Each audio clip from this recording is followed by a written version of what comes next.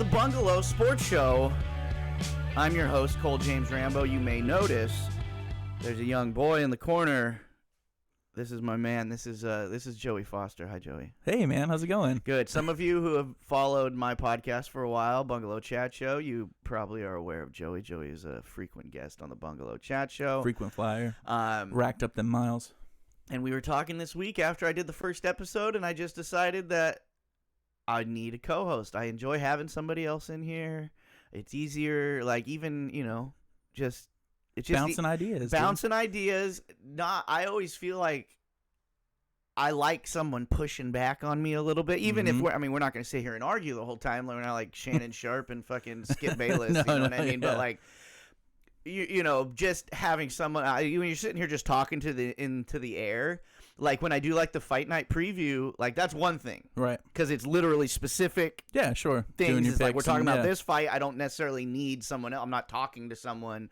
I'm just talking about that fight. Sure. But when this is just all going to be opinions and just talking about headlines and things like that, I got to get my boy in here, Joey. That's why you bring in your SME, dude. Your subject matter expert. You know what I mean? That's what I'm for. That's right. We were talking. We were on text last night, and it's just Joey. We were talking about this morning's show, and he says, I just want to let you know. He's like, there's a few sports I know a lot about.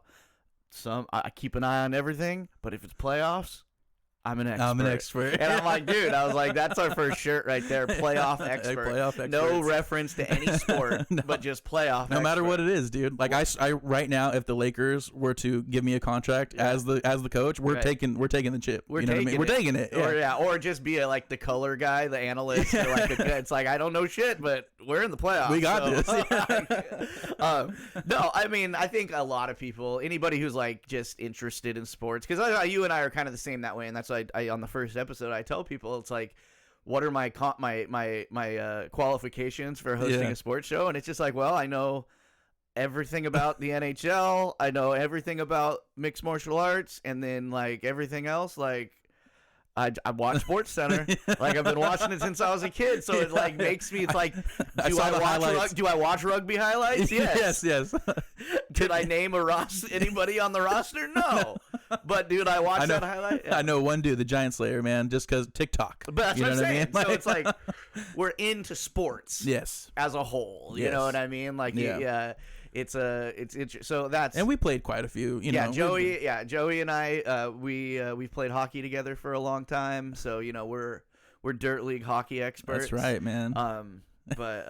So this is Joey. He'll be here from now on. Thank you for having me. I'm super excited to be here, dude. And I like the early morning vibe. It is really nice. The sun's up. I was just saying, I don't think I've ever been in here in the morning. No. Yeah.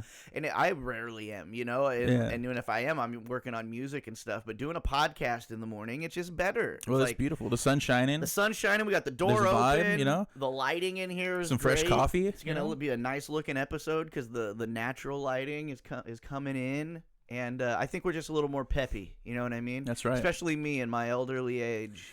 The nighttime podcasts getting up there, dude. You get past fucking 9 o'clock, and I'm just like, UFC 288. I'm waiting for that text. That's like, hey guys, I don't think we can do it tonight. Cancel. Like it's just like you were just sitting there last night watching the UFC live. Right. It's like, when's this fucking fight gonna be over, dude? Like, dude, yeah. I need to play a couple of games of Madden and go to sleep. Like, that's my It's once it gets past 8:30, I have it's like Andy goes to bed. If there's something I need to watch, 2 games of Madden, bedtime. And it's like that in that order. Because I'm like one of these people where I don't go to bed early, right? But I start getting tired or like right. Yeah. Still staying up till midnight, you can't go out because you're gonna be out until midnight. You know what I mean? But you want to start decompressing and getting ready for the next day. You know what I mean? Yeah. No, that's exactly what it is. It's like it hits a time, and then it's like, okay, well, yeah, I'm worn out, but it's like if I go to sleep, it might as well be tomorrow, dude. I gotta go to work. That's right, dude. All right, well, dude, let's get into this show. We got I made a whole show outline. Like, this is professional. This is professional. We've turned a new leaf. This is a professional sports show. But before we get into the actual professional sports, I need to do a little season wrap up of the knockouts 8 and under Modesto Youth Hockey. Ooh, that's a little Freudian slip. Youth Soccer Association season. Lay it on us, man. What we got? So this was my first season coaching a child's sports team. Oh, okay. You know, every dad's. I feel like that's like, because I don't think I'm going to do it again. I'm going to start there. But it's just a lot of pressure. Yeah. You know, even like, but I think if you have a kid, you got to do it at least once. Well, I know there's a lot of dads who don't, but it's like one of those things where it gives you a lot of perspective on your own child. Sure. Because you're dealing with an entire roster. You know, I got 11 kids that are all completely each with like different. A different personality. Their parents treat them differently than I treat my kid. Like they're used to a different type of adult governing them or whatever. So it was definitely an experience. All the kids were cool. I mean, we won't get into the ones that I have beef with. That ran laps, right? But no, so yeah, we were the knockouts, dude. That was the name they picked. You know, we were gold and black were our colors. Oh, beautiful colors. We came out the gate strong. We won the first game, and I was like, "What?" I was like, we're gonna be a good team." You know what I mean? And then that's when the wheels fell off. Oh, no. The next week, the next game was Andy's birthday party, and it had already been scheduled before we even knew the soccer schedule and all that stuff. And I had to have one of the other parents cover for me at the second game of the season, and which already that's tough, right there. You know, I felt I didn't feel right about it. I'm going to be honest. Can I ask you a question? Of course. Did you start?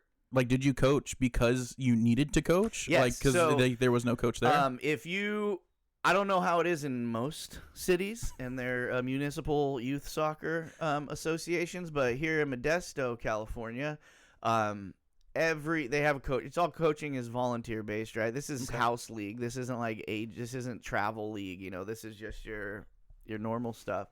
And they just have a coach shortage. And so this season, every season, like a week before the first game, you get an email from them saying, we don't have enough coaches for all the teams, because you haven't even gotten any information, you know, and you're like, what the fuck's going to go on? Like, aren't we supposed to start playing next no week? coaches, no team. No info, and then you get an email saying they don't have enough or whatever. And I've considered it before, but usually before I make my decision, somebody, you know, they had figured it out or whatever. Yeah. And on these things, like the team, unless otherwise, like you specifically asked to be on a certain team, like they're all neighborhood based, right? So your practice area, everybody's going to want to be at the same park. It's going to be like, so, you know, make it easier for people. There's a few kids that are going to be on the same. Andy's been on the same team with like a few kids for he's played 4 seasons of soccer, you know? There's always a few guys that are the same.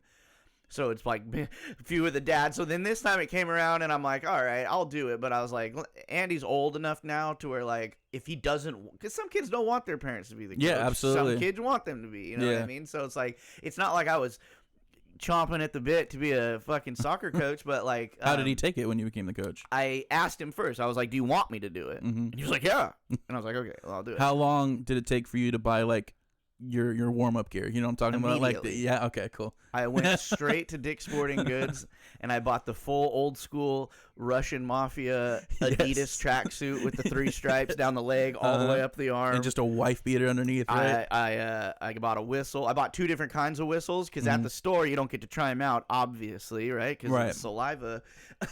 So I bought. You got to buy a couple of them. I bought the plastic and the metal just to see. You know, because I'm always disappointed with the coach's whistles at practice. I'm like, that's the weakest whistle I've ever heard. Absolutely, yeah. So I was like, I got to buy both these whistles so I can go home and see which one is you can't have the fluttering. You got to have that high pitch, like, I'm in command. Exactly. Yeah.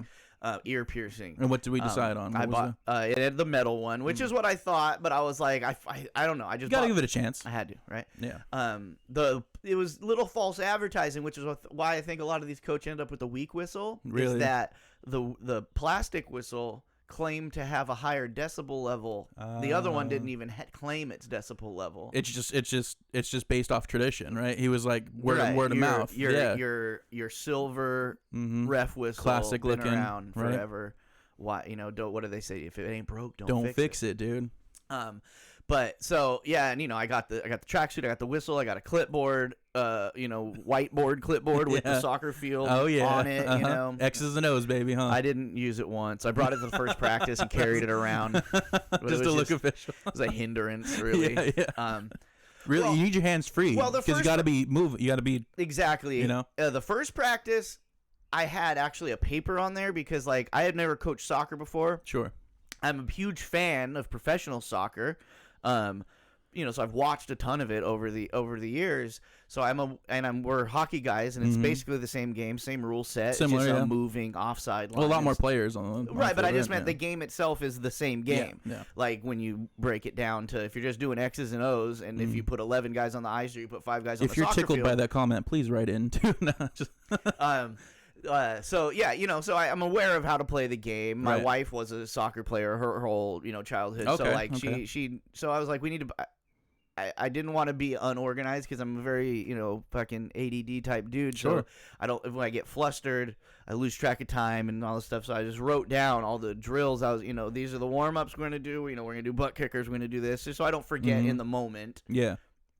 And then a couple of drills, and then a scrimmage, and then sharks and minnows or whatever, right? Yeah. And but then after that, I kind of had my routine down, So then I just kind of changed up the drills every practice. So I didn't need the clipboard, but we're talking way too much about this. Sorry. See, Joey, I get a co-host in here, and then instead of talking about professional sports, I start talking about 8-year-old soccer. We ended it 1-4-2. 2 draws. Wow. All right, so we're all right. Andy scored a goal this season, so that was a big milestone, his first ever goal in soccer. But yeah, let's stop talking about this. Let's talk about the That's my job, is to keep you on track too. Sorry. That's why I originally hit Joey up saying I'm going to need somebody in here, not just to have a conversation with, but to keep me on track so I don't talk about 8-year-old soccer for 30 minutes. Let's talk about the gall darn Kentucky Derby happened yesterday.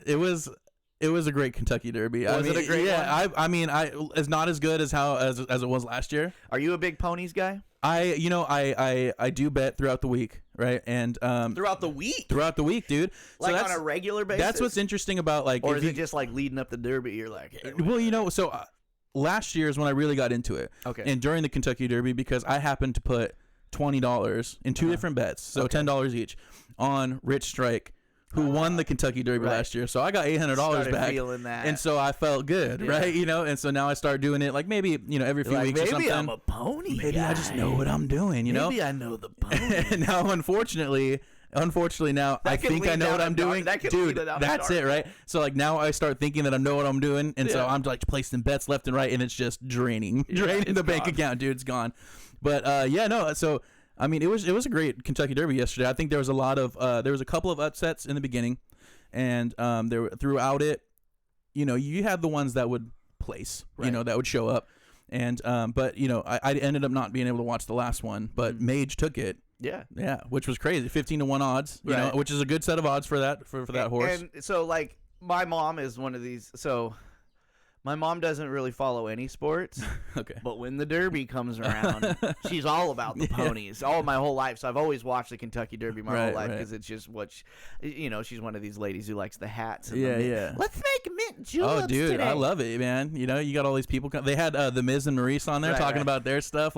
He actually bought her flowers for Valentine's Day, and she preserved them for this day so that she could put them in her hat and shit. It was really cool stuff. It was really cool. No, people get into it, man. And I'm all about sports that have things attached to it, the hats. Well, that's the what dress, it right because that's what they're talking about the whole time. When the horses aren't running, that's what they're let's look at the fashion and everybody race coming lasts through. 45 seconds. Oh, dude, and then there's 30 minutes in between. So this is my first time actually watching it. Right. When I'll watch the race itself, and that's what's kind of cool about Twin Spires is that it's global. Okay. So you can see, in Saudi Arabia, in Manchester, all these different places. And so it's kind of going all the time. Mm-hmm. So I've never really watched the Derby like that in real time. Yeah, you know what I mean. Waiting for 30 minutes in between race, So it was really cool. It was a really cool experience. Well, it's one of those things that it's if you're alone, you need to try to just turn the TV on as right before the race starts. Yeah. But if you fucking get some people together, have a little derby party or whatever, which would be fun, right? Yeah. Right. So I had the derby on one, and then on my phone I was doing bets, and then I had the bear. Okay. So I was watching both. Most people would have it opposite. Yeah. Great show. I needed to get great show. You see, Bob Odenkirk signed on for season 2. Did he really? I did not. He's a hitter. So so Mage, big winner in the Kentucky Derby, 15-1. Great odds. So I'm sure some people made some money off that. I don't know. I've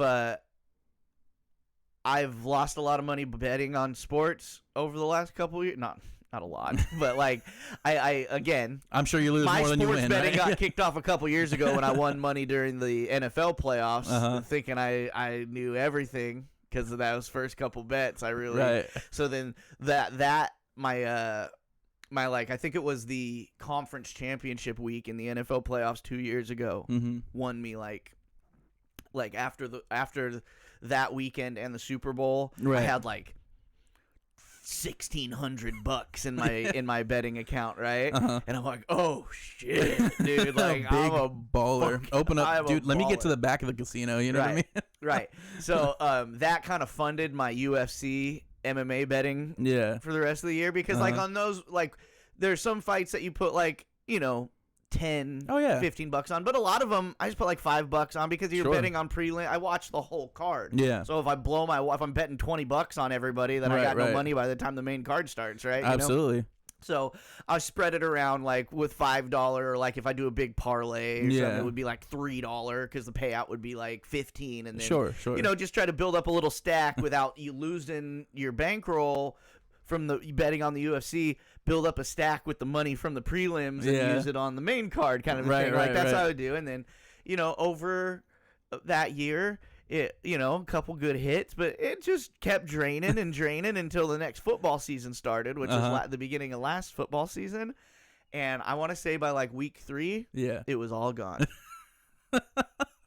Right? I know. Because I sit here and like to talk about the how unpredictable betting on MMA is. Right. And football betting's easy because it's just two teams playing each other. You could win all kinds of money doing that. And then I think in the last few years, with at least, looking at hockey, right, just using that as an example, jumping around all these players who have been on these teams for 8 years, 10 years and stuff, that you can kind of count on these teams to be the dynasty teams or to keep winning, are not putting up the points anymore. You know what I mean? And it's funny because even though it lost me some money, it makes me, you sometimes I'm always like your team. We're Sharks fans. You're disappointed a lot, and you have these moments of just like, what the fuck do I even watch this shit? Like, it doesn't give me any enjoyment. Well, it's like when they stop playing, it's like right. But then even though it's hard to bet on these years of parity and unexpected things happening, it's like that's why I watch sports. Right. Because you're sitting here thinking what's going to happen. Yep. And then all of a sudden,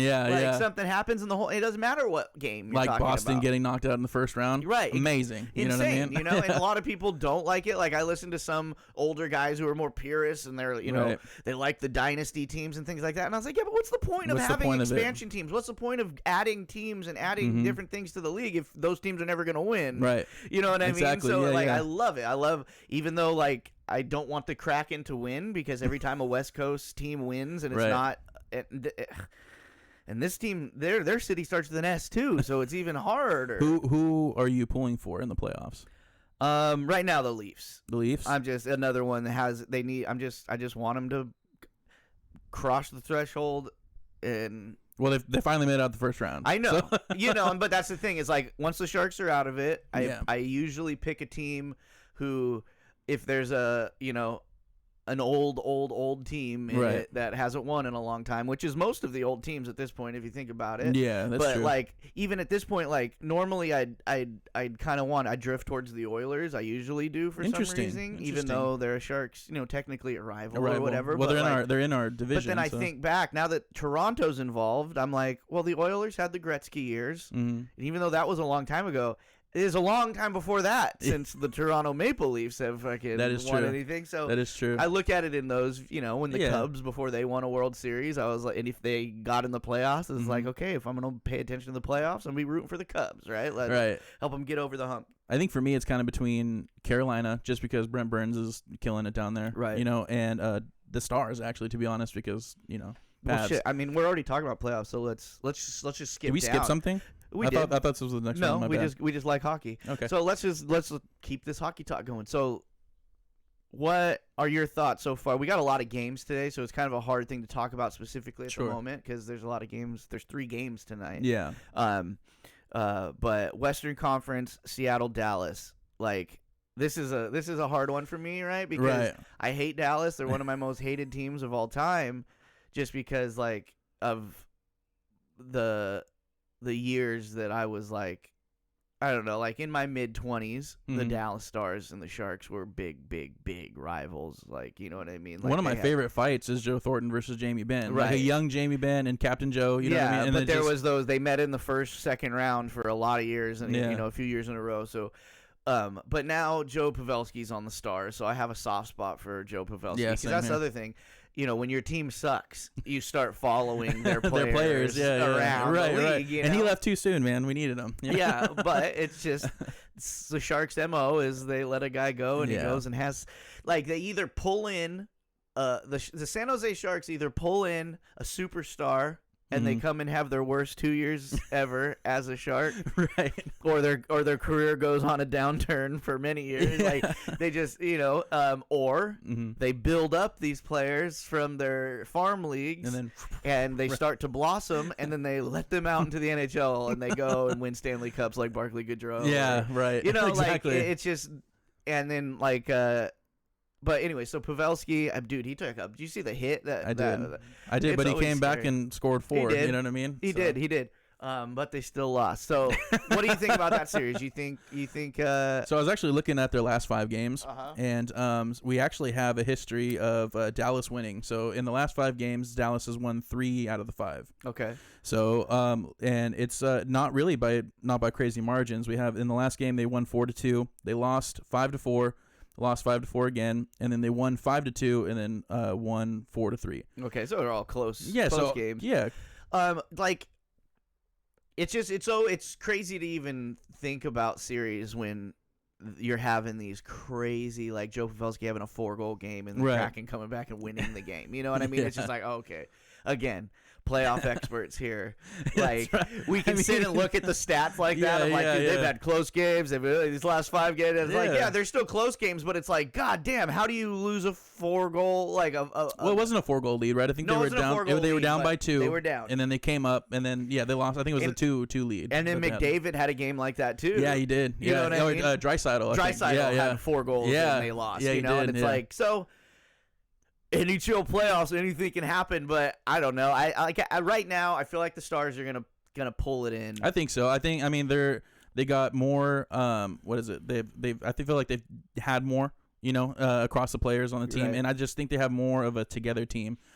So I mean, and maybe I'm just biased towards it because I kind of want them to win. But you know, I think I'm pulling for Dallas Stars to pull for. Yeah, and then I'm not necessarily pulling for anybody in the other series, but I just think Vegas is going to end up taking that series. It may end up going 7 games. Well, that's what I thought too, but in their last 5 games, the Oilers won the 3. I know you're laughing at me, but I'm just, looking at it. But in their last 3, it surprised the hell out of me because if you were to ask me last week, I think they just lost too. The Vegas just lost too. It was like 4-1, right? Something. They did. But I think when I look at a series like that, like Vegas they're a fucking grinder team now, right? You know what I mean? They are grinding. They are, for as new as a team, they have insane amounts of playoff experience. You know what I mean? And they got some pretty great players on They the do team. have some pretty great players, but so do, Oilers have, possibly the best player. You know, he's going to be a Mount Rushmore player in McJesus. For you know sure. what I mean? That's true. The guy is one of those our generational talents, like Sidney Crosby and Ovechkin, arguably, were the 2 guys that were our for sure the holy shit guys, right? Absolutely. Of our kind of Absolutely. our generation. But he's better than those guys ever were. Bold statement, dude. I don't think it is. When you fucking you watch him. And absolutely. Especially in the Oilers uniform, you're like you're watching Gretzky fucking That's shit. true. But better, right? Because it was a different game back then. It was more of a fucking up and back kind of a game, and now you gotta dangle, you gotta have moves. When every player out on the ice is skilled. But he's also an insane passer, maybe the best passer of fucking all time. Right. and it's like, but you look back at histories of teams with that guy, and it ain't good. Across all sports, you know what I mean? Like Panthers and Leafs. What are you thinking for that one? Panthers and Leafs. I'm pulling for the Leafs, but I think Panthers are going to take it. And then in the other one, you think it's going to be a sweep? I don't think it's going to be a sweep. I think they might. I think the Leafs might win one either today. I think they're one of the games they played today, and then maybe they'll win today, and then they won't win again. Did you see that Florida put a ban on out of country? Out of country. Isn't it out of country? Out of state tickets. Yeah. Oh. I don't think it's out of state. Is it? Build it's the out wall! Of, no, I thought it was just for Canadians. I think it's out of country. Oh, you know what I'm saying, dude? See, I tried to make him seem like an idiot, That's and a continent, I'm the idiot. Yeah. No. A lot of the Florida. Well, Vegas didn't do it. No, Vegas isn't doing it. I should say. So. No, because they have a fan base that shows up, but the Florida Panthers, they don't have a fan base. It's like the fifth worst in the league or something. Right. Like that. Yeah. Right. So it's just I mean, I guess I get it, but it's like you got no fans. Can you imagine how great that would be though? Just like a sea of just leaves at home or for the Panthers. That's what that might be probably the issue, which is hilarious. Right. But yeah, I think Panthers run away with that one, and then obviously. I feel Carolina's been dominating. I think they're gonna sweep, dude. Yeah, I think Carolina. I think they're gonna sweep. Yeah, and fuck the Devils. I think well, New Jersey and Rangers think they were just happy to be there. You know what I mean? And well, New Jersey, they played so well against New York, and it's just like, what happened? Maybe it was more of New York. Of Timo Meyer, dude. Maybe it was more of the Rangers kind of falling off than it was New Jersey. The other way around. Yeah, because they just seemed like impressive in the moment, but now that they're just getting worked by Carolina. Yeah. Well, Carolina's a tough team, dude. Like that's what I was thinking. I think if Vegas pulls through, I don't think Dallas has a chance of beating him. To be honest with you, right? I think that Seattle would have a better chance, but I think who do you think is going into the next round? What do you mean? Are we going that far with the picks? Are we going to go who's going into the next round of playoffs? Or are we just doing didn't we just say that? Carolina, Florida? Oh, yeah, we did say that. I'm back to being the idiot. But no, I think we're going to have Dallas versus Vegas, Florida versus Carolina is going to be our next round. But we'll talk about that next week because this week is going to dictate it, basically. We'll have our answer on the next episode. Okay. Two more headlines I want to get to before we get deep into some of the Let's do it. The MMA fights this weekend. First, we just can't go without, because this is just breaking news, happened last night. Glenn Kuiper. Isn't there a Mel Kiper too? It sounds familiar. But Glenn Kuiper, a storied Oakland A's announcer, dropped an N-bomb on television last night. A real hard R. And it's like they were doing a piece where they visited the Negro League Museum. And now we're off the air. Which is crazy that it's called that, and I feel weird about even saying I was like, the you're name trying of to the say, place. when you brought this up, I was thinking, I'm like, oh my, like you're trying to get me caught up. Yeah, how are we supposed to talk about this? But yes, that place. NLBM, dude. Yeah, they went there to the museum, and it was like, their little cutaway piece before the game or whatever, and then instead of saying the hard O, old Kipe dropped in the hard R. No remorse.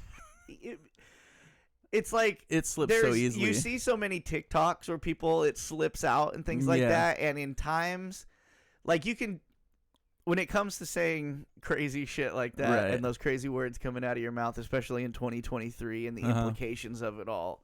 Not that it's ever been okay, but the repercussions haven't been as strong as they are now in today's current climate.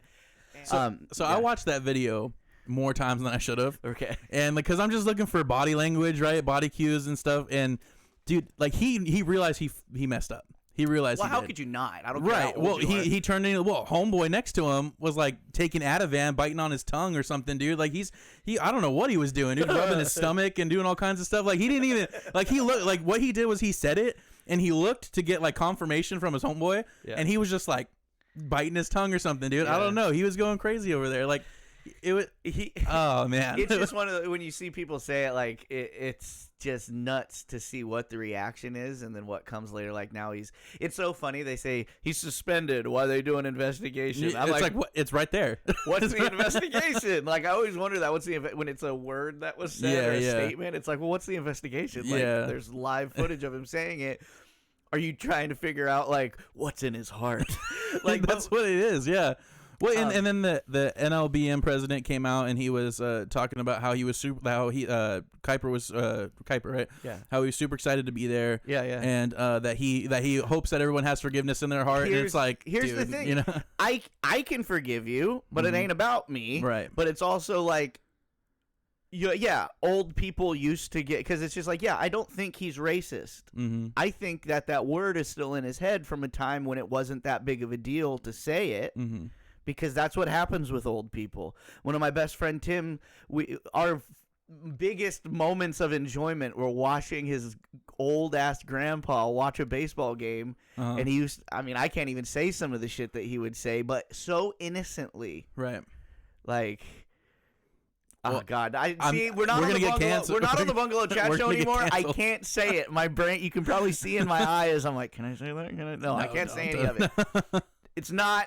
Okay. No, yeah. But that's why those people shouldn't be on TV. Yeah. There's a time you retire. And it's time. And now it's time. So, yeah. Let's go on some lighter news. This is awesome for me, is Snoop Dogg has joined up with a financial guy. Nico Sparks, right? Nico Sparks, and putting together a group to buy the Ottawa Senators, yeah. which is so cool. Like... It would be cool if it was the LA Kings or Anaheim or something, somewhere where Snoop Dogg's from. Yeah. But the fact that it's the Ottawa Senators is so much cooler to me. Yeah, absolutely. Like For sure. The team everyone forgets is an actual professional sports team. They're part of the original 13 too, right? Yes, Yeah. But they're just the Ottawa Senators. Like nobody remembers. Right. Like, what was the biggest thing to come out of there? Like Eric Carlson, Danny Heatley. Yeah, you know what I mean? Like maybe had their best years playing for other people. Yeah, you yeah. know? So it's like.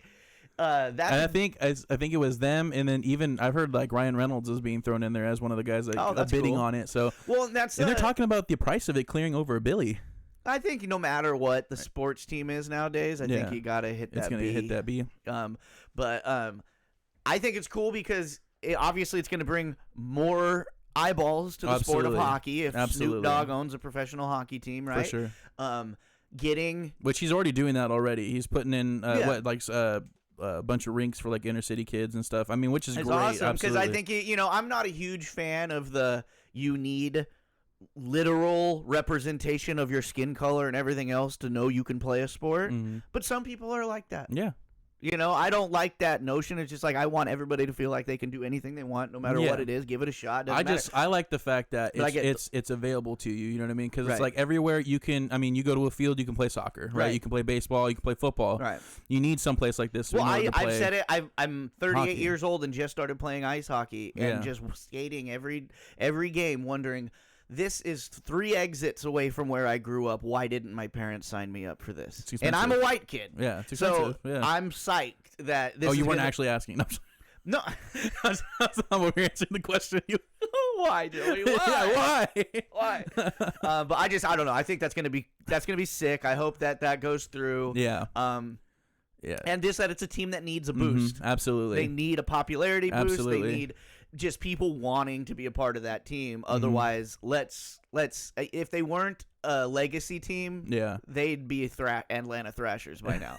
I mean, for real. I mean, if they weren't a legacy team, and I guess all the Canadian teams, like, they're probably safe. Well, no, because the Jets left, and then they came back. Yeah, so it's like they were the Thrashers. Quebec, weren't they were, but I'm just saying, like the Quebec, Canadians teams have bounced, and because of unpopularity, and shit like that. So I think it's the fact that they are an OG team that they're even still around, just because the success hasn't been there, the popularity hasn't been there. Mm-hmm.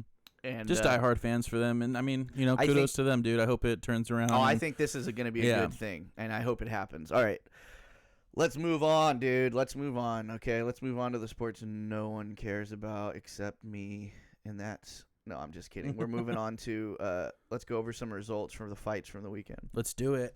All right. Oh, Demetrius Johnson. Let's dude. start with OneFC.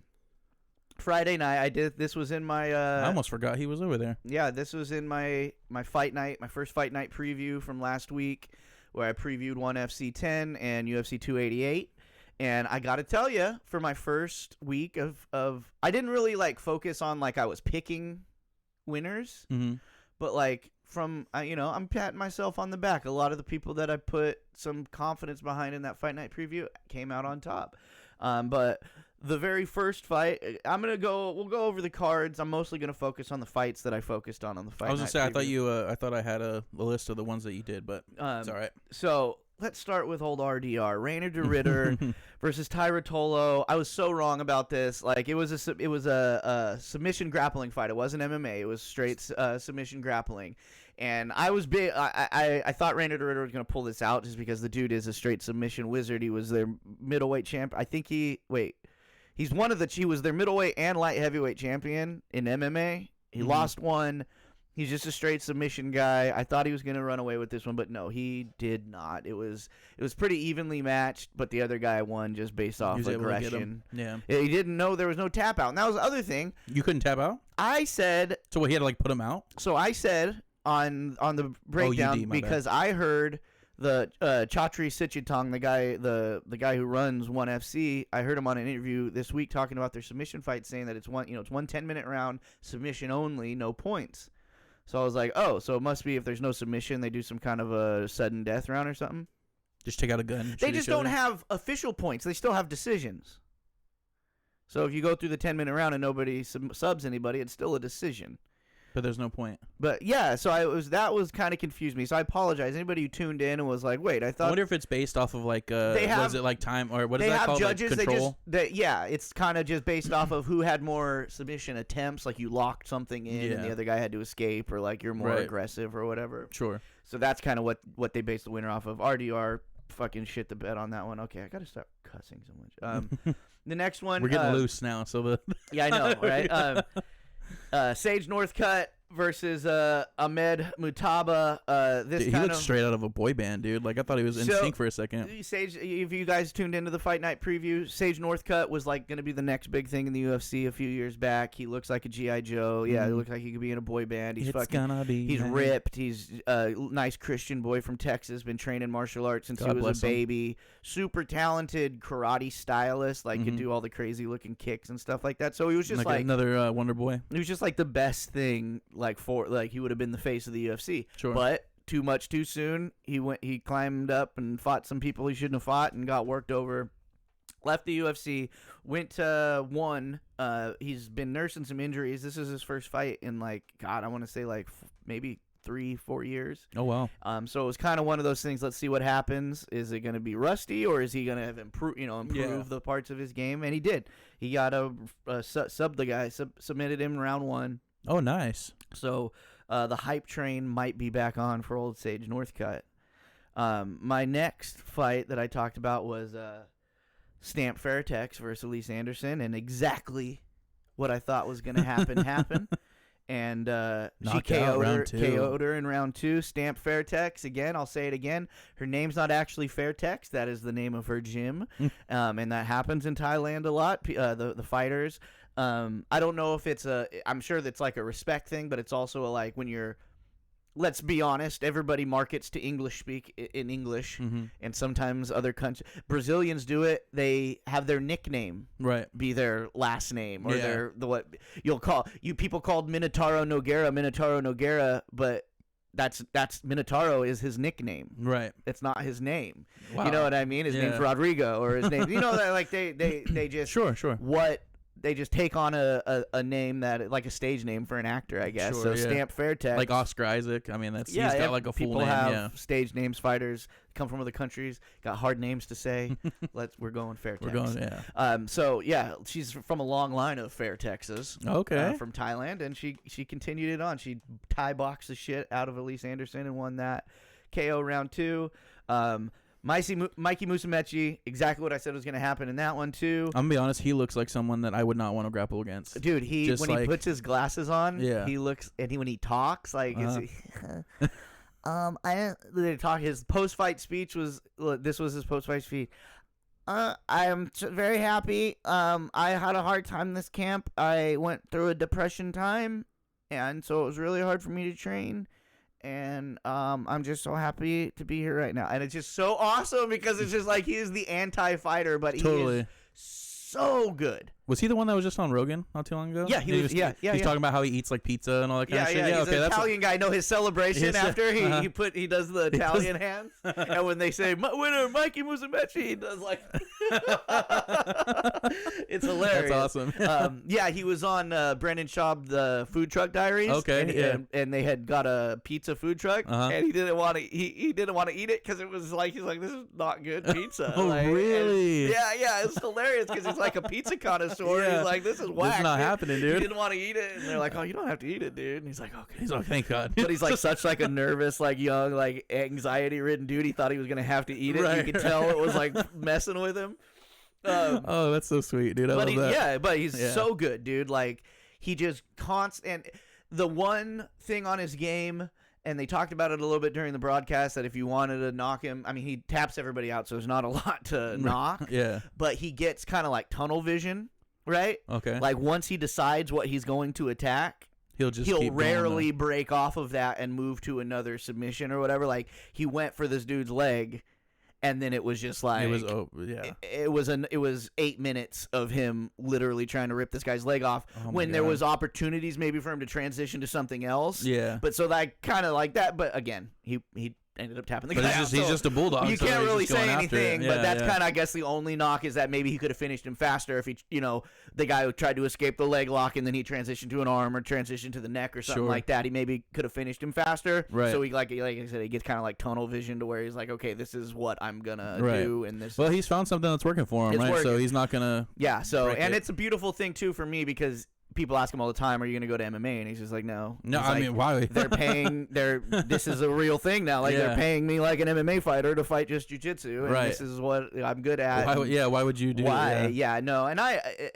back like maybe 5-10 years ago, you could see why people transitioned to MMA because that's where the money's at or whatever. Sure. But that's another cool thing about OneFC is that if you're just a pure Muay Thai boxer, a kickboxer, a boxer, a submission grappler, it's like they're willing to build these fight cards with multiple styles and pay them all the same, with the same. Well, there was a time where I was training in MMA too. You know what I mean? You wouldn't know it now, but one of the things is you have to move off the bag, right? Eventually, and I had a problem with getting punched in the face. I understand where he's coming from. Like, I used to do jiu-jitsu. I used to do jiu-jitsu all the time, and then I went to a Muay Thai class, and I'm like, oh, even in practice, we got to get punched in the face. Yeah, dude, I'm good.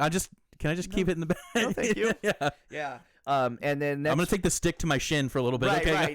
Just I'll do the. I'm building up my cartilage. I'll do solo work. Co-main event, Rod Tang just annihilated Edgar Tabarez. Edgar Tabarez, and this was a pure Muay Thai fight. Edgar Tabarez is like you could tell he was a guy who idolized Rod Tang growing up because their style was very similar.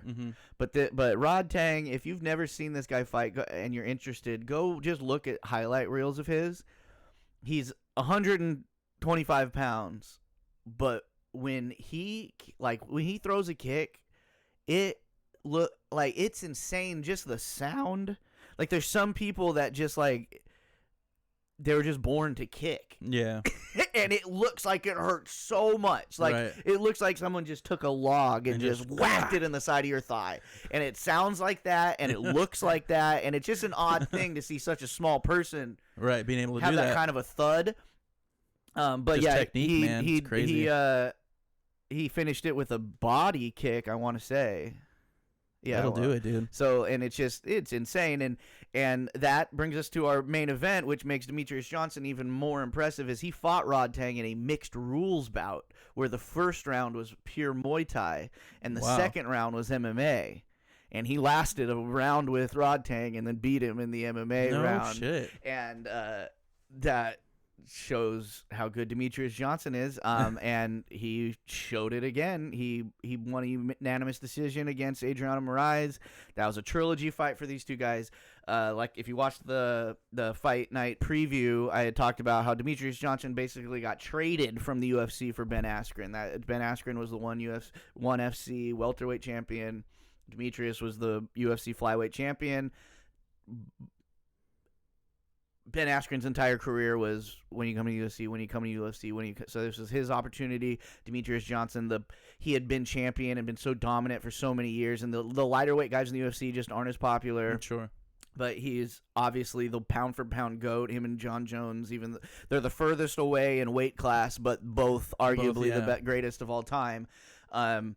And the popularity wasn't there. He could go to Asia and make a shitload because Asians they don't discriminate against the weight classes in Asia. It's always, maybe that's just because they're into martial arts so much. Sure.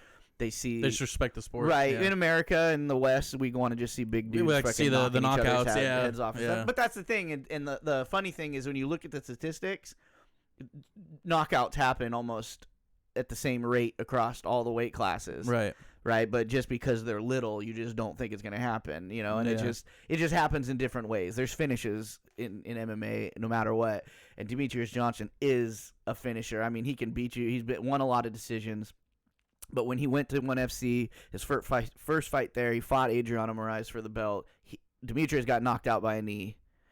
Demetrius did that Rod Tank fight, came back, fought Adriano last year, knocked him out with a knee. Oh, wow. Got the belt back. And then this was their trilogy fight. Oh, nice. And do you think this is the end of the story right here?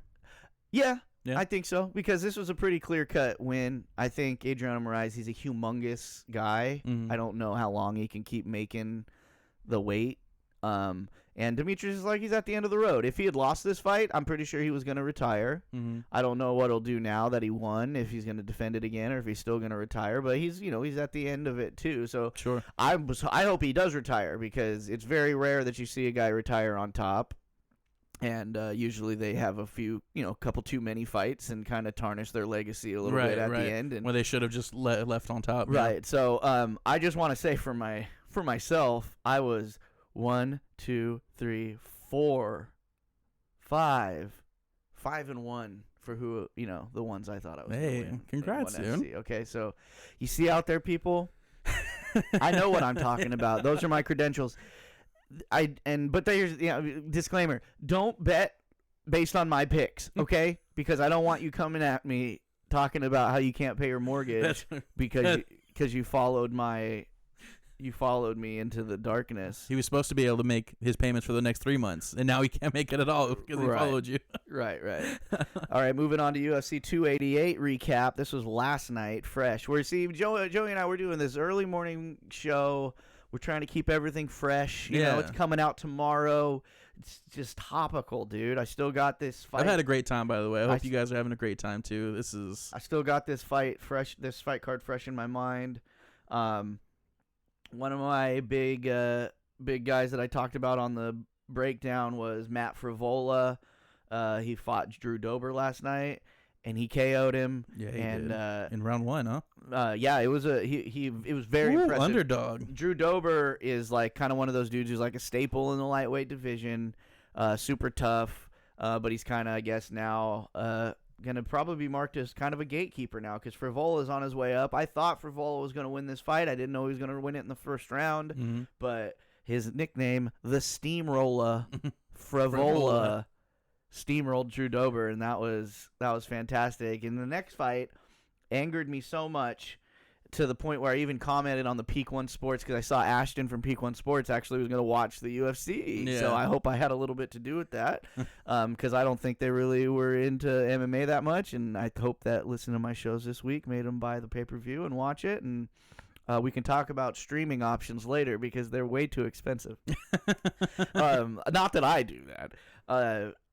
I wrote on there Kron Gracie is a scam. Okay? Really? Kron Gracie is a scam. All right? He came into the UFC, obviously the Gracie name, the cool name Kron. He is the son of the scariest man of all time. And he came in undefeated. He won his first fight. He got thrown to Cub Swanson, who was just a straight dog, and got worked over. And then he took a couple years off to round out his game. Sure. And so I was big on he doesn't have the pressure of being the next big thing. He's always going to have the Gracie pressure, you know what I mean? But Let's see what happens. And what happened? He came in and did the exact same thing, except a worse version of what he was doing before, which was literally just trying to pull guard and drag people to the ground so he could submit them. He didn't have any interest in having a stand-up fight. Game. And that's the thing about mixed martial arts. He fought like he was his Uncle Hoist. Right. And that was fine when old Hoist was doing it back in the 90s. Right. Because nobody knew what jiu-jitsu. You can't be a singular specialist anymore in MMA. Right. You have to be well-rounded. I'm not saying he had to go in there and just stand up the whole time and try to knock the guy out. No. No, but set it up. You need to go in there and have your defense on point and have a couple counter strikes and throw a couple punches so that you can disguise your takedowns to take it to the ground or disguise. No, you can't just go in there and just try to run and get close to him and grab him and jump on him like a backpack and hope he falls on top of you and then you. Because that's all that happened. Right. I don't have the stats in front of me, but I doubt he threw 20 punches the whole fight. Let me see. You know what I mean? Yeah. And it was just, I mean, and the thing, nothing against Charles Jourdain. Charles Jourdain came in there with the perfect game plan, right? And I loved what Charles Jourdain said after the fight. He said, I'm an immature fighter. He's like, but this fight showed my maturity because I knew that this guy's like one of the best jiu-jitsu practitioners in the world. And I knew that I had to use distance. Like, how was his takedown defense?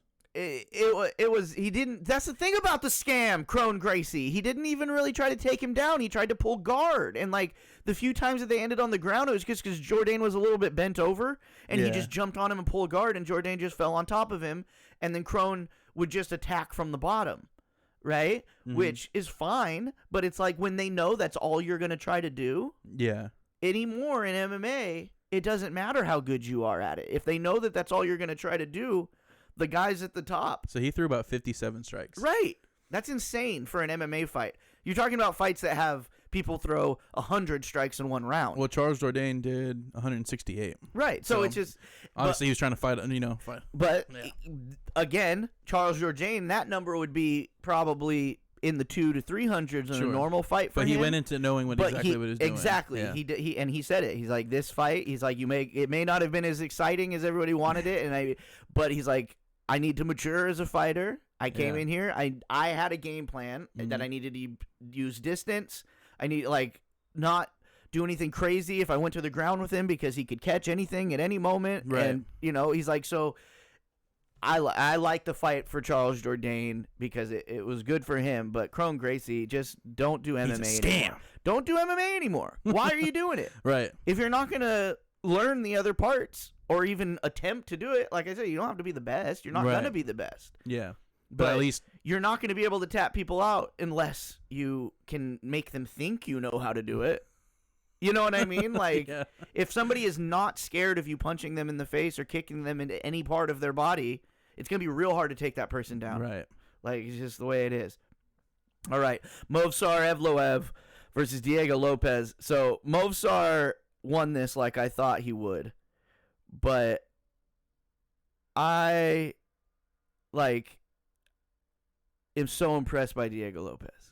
Really? This guy took this fight on 3 days' notice, right? Mm-hmm. And he's an old vet.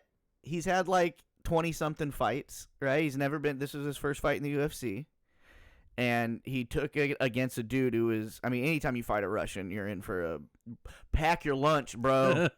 You're gonna get worked, right? Yeah. Even if you win. And he came out there, dude, and I thought he was gonna just get smoked, but he lost a decision, which it was a unanimous decision, but still, 3 days notice against a guy like that, and taking it to first decision. fight in the UFC. First fight in the UFC, just very impressive. We'll see how he does against some.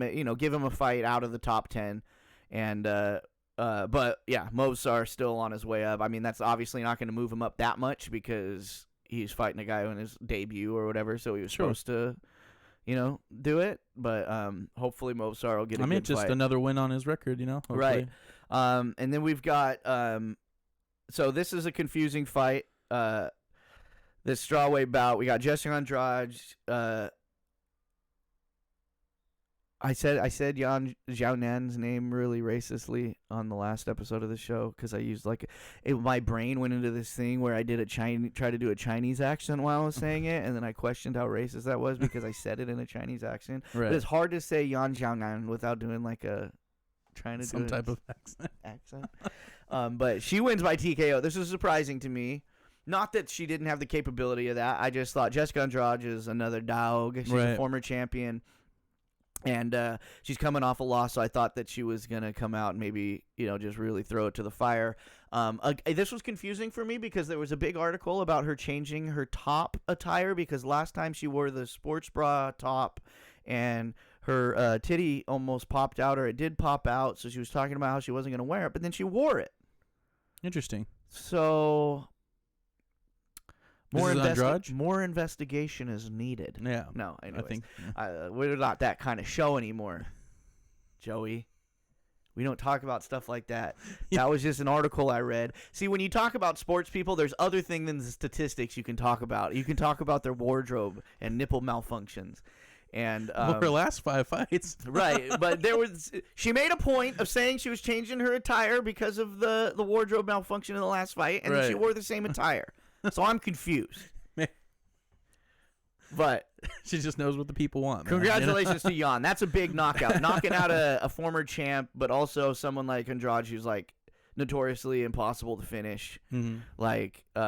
And just freaking KOing her the way she did. Well, the odds weren't too far away from each other, so they weren't. Because I thought it would. It's kind of one of those on their way down, on their way up trajectory fights. Mm-hmm. And so it was kind of a crapshoot. I just thought Andrade. I just underestimated Yan. You know what I mean? But she came out and got the job done. Beautiful. In our co-main event, Bilal Muhammad, Gilbert Burns, I hyped the crap out of this fight, and it was very evenly matched. Bilal Muhammad came out on top, unanimous decision. The deciding factor in this fight, or at least how this fight went down, not necessarily the result, was Gilbert Burns had a shoulder injury. He went for a takedown early in the fight, and I don't know if it was dislocated or if he tore his labrum or something happened with his shoulder joint, and he just couldn't even throw. He couldn't throw his left hand after this, middle of the second round. He couldn't throw it. He was in between rounds. Yeah. He was telling his corner that he was constantly shaking it out. So when you got two guys that are literally the top of the division fighting each other, it's like minuscule things. Well, he kept it going, But it's tiny things that dictate it. And you give Bilal Muhammad no left hand on his opponent, he's probably going to win that fight, no matter who it's against, because then he can adjust his game and know that he can do whatever he wants on that left side of your body because he just has to watch your leg. Yeah. He doesn't have to. And it's his front, it's his front leg. It's not even his power leg. So it's like he had no left side. Bilal Muhammad just had this body kick on point. Just, worked him over for 5 rounds and won a decision. So congratulations, Bilal. Guy that's a 8-fight win streak now in the welterweight division. He's beat literally almost all of the top 10 and has never gotten a title shot. They just look over because he's not super entertaining or whatever, and that's just part of the game now. It was funny in his post-fight thing. He told they were in New Jersey, and he was just he tried to do a WWF thing. It was very tongue-in-cheek. He was just like, New Jersey, you suck, because they were booing the decision or whatever. And then he can't even do it with a straight face, because then before he walked away from the mic, he's like, I'm just kidding. But it's it just sucks. It's 7-fight win streak and possibly, the most I would love if he came back division. And just oh, brother, yeah. Cup of coffee in the big time. Yeah. Cup of coffee. You're not going to pass over me for a title shot. Not this time. But he's now, supposedly, according to Uncle Dana, he's going to get the winner of Leon Edwards, Colby Covington. Good. Because he should be in Colby Covington's spot, arguably, but because Colby Covington is more entertaining. Yeah, and I do love to watch. I'm a little bit more than a casual fan, but I love to watch Colby stuff, dude. So yeah, he's more entertaining. He's got more of a following, and him and Leon have beef from backstage incidences and crap like that. So the UFC eats that stuff up. It's easy to make promos for it and stuff. So Bilal will get the winner of that, which is gonna be Leon Edwards, I'd imagine. I think Colby is reaching a point in his career where he's just focused on his wrestling so much to get him through the fight. And I think Leon Edwards has gotten to a point where that may have been his Achilles heel a few years ago. But after 2 fights with Kamaru Usman, who has beat Colby Covington at the wrestling game. Just destroyed him. Right. Yeah. I think Leon, he might win by knockout. Yeah. Who knows? But anyways, we'll talk about that fight when it comes Triple up. C, man. Now we got, Triple C, Aljamain Sterling, the main event from last night. First fight back, dude. Split decision. It was very evenly matched. I do agree with the decision. Aljamain, I think, did enough, was a little more aggressive. Anytime, because it was one of those things where Henry Cejudo had some moments, but Aljamain kind of got those moments back every time Henry had a moment. Cause when you have close fights in MMA, because judging MMA, it's, there's some bad ones, bad judges, but it's because it's a really hard sport. It's all subjective, right? It's like, how much do you think wrestling matters versus this versus that? Usually people, strike numbers is all the layman person usually. Right. I guess takedowns this don't guy mean won. shit, right? You see how many more times he punched him? It's like, but that other dude took him down 10 times. And nobody finished anybody. So what matters more, right? So when it's super close, like these two guys, it's those, he had a moment, and then he got that moment back. And then he had a moment, and then he got that moment back. You know what I mean? Yeah. So I think Aljamain just had more of those moments. He got back more of those times where Henry maybe got a takedown or Henry had landed something. He would come back with something that looked a little better. Right. Does that make sense? Yeah, I get what you're saying. Where it was this, I wouldn't say I'd be angry if the split decision went Cejudo's way, because it was a very evenly matched fight. It was pretty action packed, but it was I mean, you can believe that he took it. Definitely. Yeah. I if I was a judge, that would have been an Aljamain Sterling fight. I mean, it wouldn't have been like unanimous. It's still, I think Henry won a few of the rounds. He didn't shut him out by any means, but I think the moments that it wasn't unanimous. It's split. Yeah. That's what I said. I wouldn't have said a unanimous for Aljo if I was a judge. Yeah. I agree with the split. Somebody out there probably saw it for Henry just because, again, they might like wrestling more because Henry got a couple takedowns, so it's just... Damage doesn't mean anything. Right, no, so I hope that Ashton, if you're watching, Peak One Sports, anybody who watched that card because of my shows last week... don't give up on it. I know there was a few decisions. Those main fights they were long decisions, but they were good fights. If you were casual, you might not have liked them just because they were decisions. But I don't think it was worth $80, but the UFC says it is. Did I pay $80 for it? I don't know. Don't ask. But and I just want to let people know, I'm not a thief, okay? I'm not a thief. I don't steal intellectual property, anything like that. But if we're in California. Yeah. A lot of the people that are part of Peak One Sports, they live in Texas. It's another border state. Mm-hmm. And I'd imagine if you live in a border state, especially the southern border, if you check Facebook Marketplace or your local flea markets, there's you could probably find proprietors who sell certain devices that allow you to watch some of this stuff for a much better price. How many times are we gonna get canceled during this podcast? I'm not saying any of this is real. I'm an imaginative guy. Okay. I've got a big imagination. My bad. I'm just assuming, saying if you live in a border state and you have access to Facebook Marketplace, you might find something that interests you if you're trying not to pay $80. Because the thing that pisses me off, it's not the pay-per-view. Like I said, I've watched this. I've paid for way more than most UFC fans. Right. But my thing is once you go to ESPN Plus, why can't the pay-per-views be free for the people who pay for ESPN Plus? That's honestly, that's exactly why I stopped doing it. Because you're paying for the ESPN Plus, and then they keep raising the price of the pay-per-view on top of it. Or if you have make the pay-per-view available to anybody, even make it available for $80 to the non-ESPN Plus users. Right. If you pay for ESPN Plus, make it $40. Mm-hmm. Like.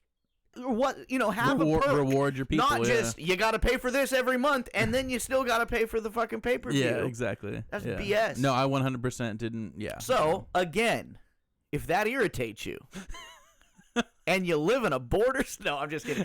There's some hidden messages in there. But yeah, so there's ways around it, folks. I might not know them. Just imaginative. Yeah. So I hope you guys enjoyed those MMA fights. I hope if you tuned into the Fight Night preview, some of my information was useful to you and got you pumped and turned in to watch it, because even in those decisions, man, there's technique involved in that Henry Cejudo Aljamain Sterling fight is so high level. Yeah. That's why some of the casuals might have thought it was boring. Right. But it was so high level. They were both so at the Bilal Muhammad Gilbert Burns fight, even with one arm, Gilbert Burns was dangerous. Sure. Like, you know what I mean? Like, yeah, absolutely. If you think a fight is boring, please just have 20/20 hindsight, people. Picture yourself in there. Right? Yeah. That's what I do. Yeah. If I think a fight's boring, I think, what could I have done?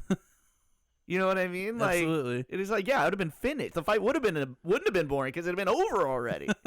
You know? Yeah, like, absolutely. And that's what gotten starched in the first people round. get so mad at like NFL players or anything else, or like just hockey players, just shoot it. Yeah, just shoot it. Just shoot it. I mean, that's all you hear as a Joe Thornton San Jose Sharks fan for years is like, he just gotta shoot the puck. I'm like, oh yeah, that's all he's gonna do? You shoot the puck, that's it? What did he say? You miss 100% of shots you don't take. But it's also like, yeah, there's so much that goes into absolutely. it. And yeah. I think the cashes, we're not. We don't like cashes here. Only we're if real fans of only sport. if it's the playoffs. Yeah, I don't even want stand and bang, dude. I want just on the ground, just lay and bang. Yeah, lay and bang. I want that full grinder sport. One baby. more combat sport to talk about. I didn't watch this one. I just read a couple things about it and followed it on the live updates on ESPN. But it was the Canelo fought last night. Nice. Back after taking a loss. He came out unanimous decision winner. He won. But before the fight, it was very interesting. He said with a loss, he's going to retire. Mm-hmm. And that, when it comes to combat sports, when people start even just talking about the word retirement, usually their career is over. Like, that's the beginning of the end. Well, it starts to get to that point to where, like, your heart's not totally in it anymore. Well, but that's what and then just to say, if I lose, I'm going to retire. Mm-hmm. It's like, well, it's like, are you hoping to lose? Why are you thinking about losing? Yeah, right. You shouldn't be thinking. You're fighting a guy who he has no intention of losing. And, like, you're Canelo. Yeah. Why would you think you were going to lose to this guy? Right. Like, you know what I mean? Like, so when you say something like that, like, even though he came out with the decision win, he's a great boxer. But I have a feeling, I'm going to call it right now, Joey. This is my take. Canelo doesn't win. I can't say high-level fight because anybody who's going to have the record to fight Canelo is a high-level boxer. But I mean, like, nobody gave a shit about that fight last night except for people who are huge Canelo fans. I'll be honest with you. I didn't know he fought last night. I didn't know until like an hour before he was going to fight, right? I haven't seen any promotion. I haven't seen anything. I knew more about the Ryan Garcia fight than I did about this fight. But that was a huge fight. Yeah. And it ended up being a great fight. Yeah. You know what I mean? But the thing with Canelo, again, he said he was gonna retire last night if a situation happened a different way. Right. So he's pretty much retired in my eyes. I hear that. Canelo's retired. You heard it. You already hear from us. We're breaking news.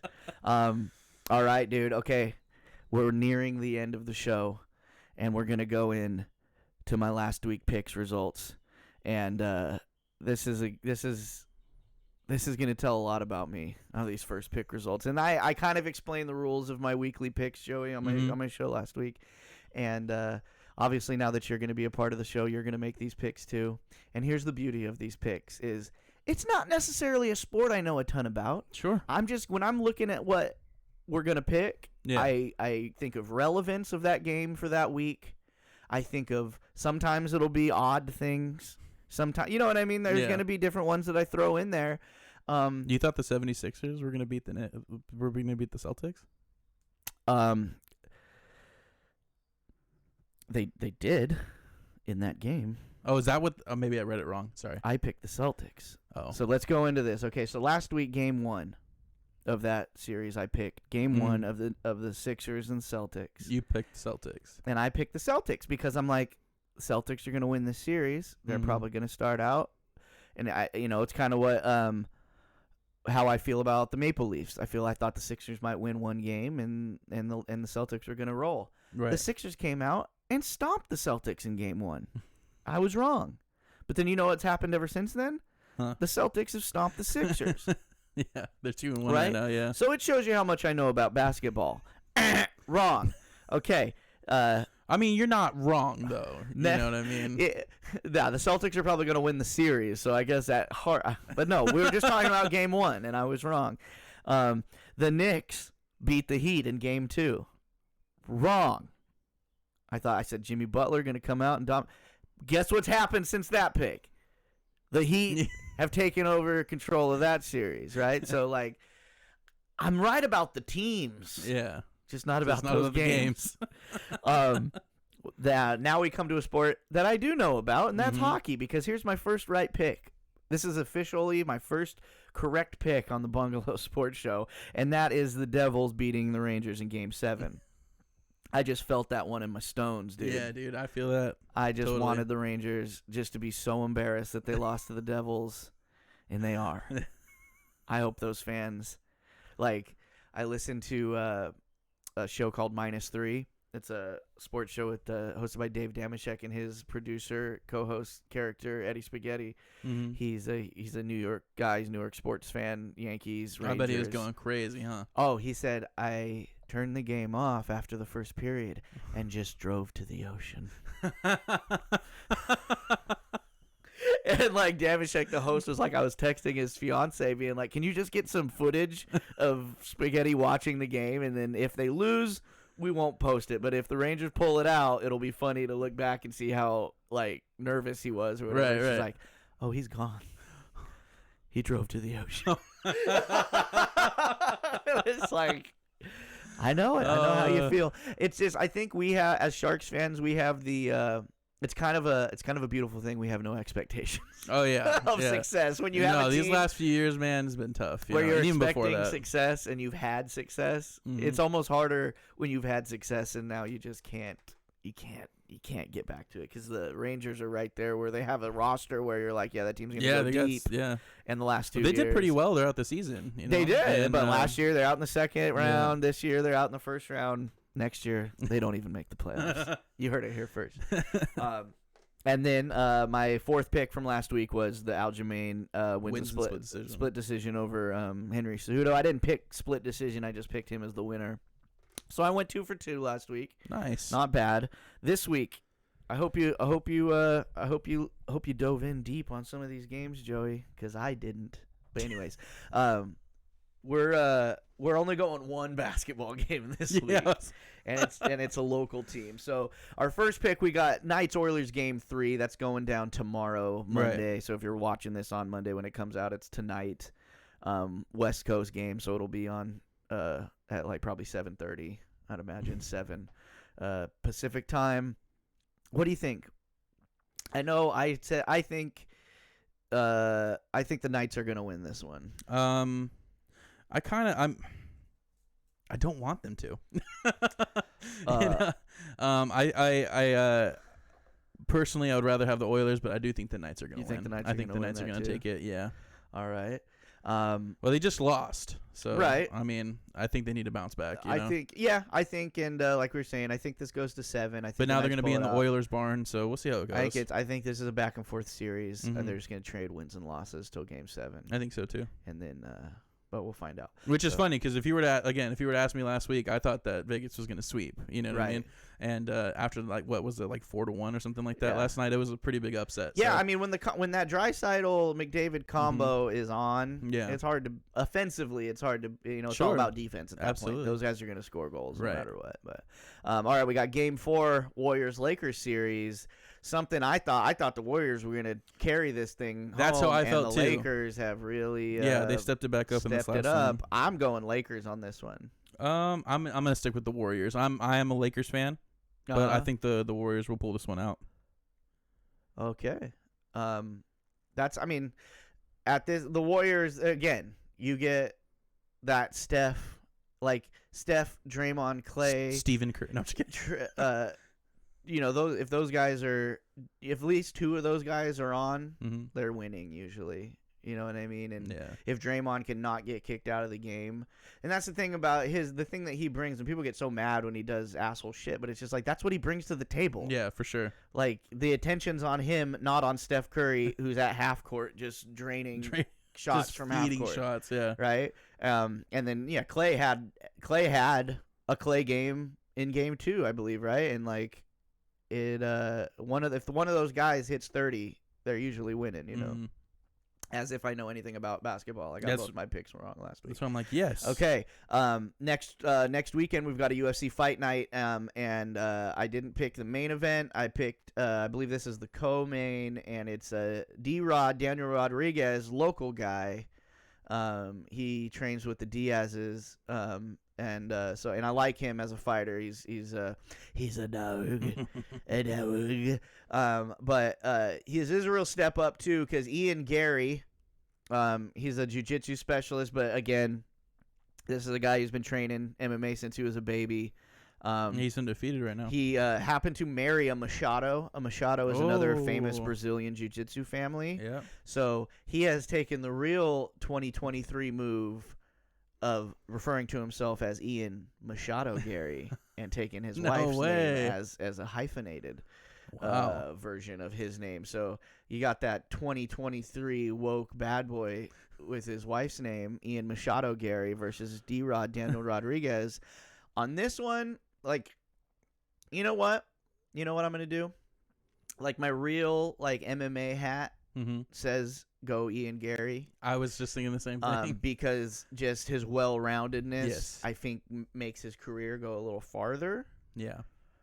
But D-Rod is one of these guys who beats, when you think he's hit the wall of like, okay, he's gotten this far, but this is going to be the test that he's going to fail. Mm-hmm. He passes it. You know what I mean?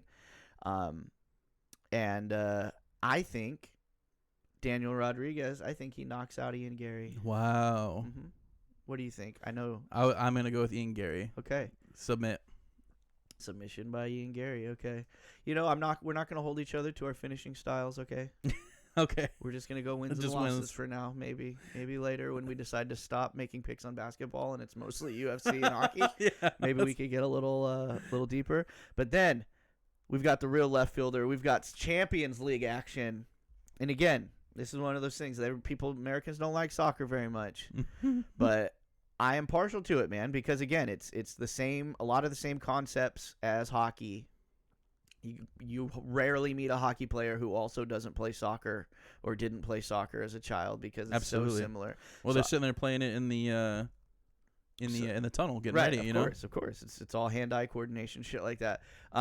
But we've got two storied franchises going up against each other in the Champions League. We got Real Madrid versus Man City. I love the Champions League because if I follow any country specific league, it's the EPL, it's the English Premier League, right? So I'm very familiar with Man City, but the reason I like the Champions League is because you get all those teams you love from the, but you go to Bundesliga, you got Bayern Munich. Like again, we're playoff baddies over here, right? Yeah. So I know the big franchises in soccer from around the world. So that's what the Champions League is. It's the best guys from all these different countries, and they all come and play each other. So you got Real Madrid versus Man City. Man City's on a tear right now. They haven't lost in a long time. Real Madrid's been kind of trading wins and losses. But this is the Champions League, and it's a beautiful thing. It's kind of like playoff hockey, where it kind of the table is clear. Mm-hmm. Let's go out, and this isn't for our league. This is for world domination. The players take it a little differently. I say Real Madrid upsets Man City. I was gonna say the same thing. Okay. Oh man, look at me and you. We're on the same page. We are on the same page. So we're those about are to lose picks. all of these picks. These are our picks, yeah. So this week, if you guys want to follow along with us, we got Knights Oilers game 3. Me and Joey both got the Knights on that one. We split Warriors Lakers game 4. Joey's got Warriors, I got Lakers. We split Daniel Rodriguez versus Ian Gary fight night UFC coming up this Saturday. Joey's going with that Ian Machado Gary. I've got the local baddie Daniel Rodriguez. We love a woke king, baby. That's right, dude. And then Champions League, Real Madrid, Man City. I believe this is on Tuesday. We're both rolling with Real Madrid to upset these bad mofos. All right, dude. Dude, what a show. This has been great. I'm super excited. I was real nervous coming into it. But as we started talking and going into we'll get a little better. Yeah. We won't talk as much 8-year-old soccer next time. I'll learn better. We won't talk about the 8-year-olds. We won't talk about N-bomb. Maybe we'll talk about N-bombs. I'll finally figure out what basketball's about. You know what I mean? Like, right. I'll figure it out. Right. I think, I only got to make a couple edits. It was a success. I thought it was pretty good. But before we get out of here, we got our shout-out, which Huge is what we're going to end all of our shows on, the shout-out, which is... anybody who didn't watch last week, it is the athlete or athletic event that I don't think got enough coverage in the week before. Such a shame. And this week, it is a shout out to the Iranian women's hockey team. Just kind of out of nowhere, I got sent a screenshot from another hockey friend of mine, and they are the first women's sport to be televised on Iranian TV. Is their national women's hockey team? Hats off. Which is crazy because it's a soccer country. Yep. Why wouldn't it be there? Why wouldn't it be soccer? It's the hockey. Who knew they had a national team?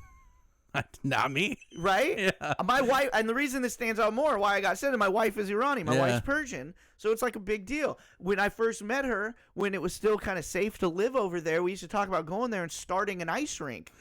Because, you go to a country where they have a thing called Star Burger there. That's a McDonald's ripoff. That's the most popular thing. Wow. Right? So you bring Americanized shit over there, and it's super it popular. hits, So I'm like, we need to go start an ice rink and start youth hockey and da-da-da and all this stuff. And we used to talk about it all the time. So now that... 15 years later, the Iranians women's hockey team, first women's sport televised. Congrats to them, man. That's a great feat right there. I want to make a plea to the Iranian government. I know you're not too open to suggestion. But these women have to wear full helmets. It's a sport where you wear a helmet, right? Absolutely. Why you got to make them wear the head covering under the helmet? The picture I got, they all had during the national anthem, I guess you got to take it off, so they got to have their head coverings on. They all had hoods on. They all wearing that balaclava under the helmet. But yeah, so I'm gonna fly over there. I'm gonna have a sit down meeting with the Ayatollah, and I'm gonna say, listen, I get it. This is a religious dictatorship. I get it. We understand. But we're talking about hockey here, okay? And if Canada doesn't do it, hockey doesn't do it.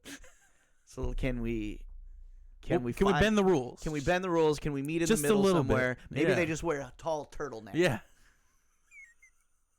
For a maximum of no more than 3 minutes. Or a macho man do-rag. Or macho man. Yeah.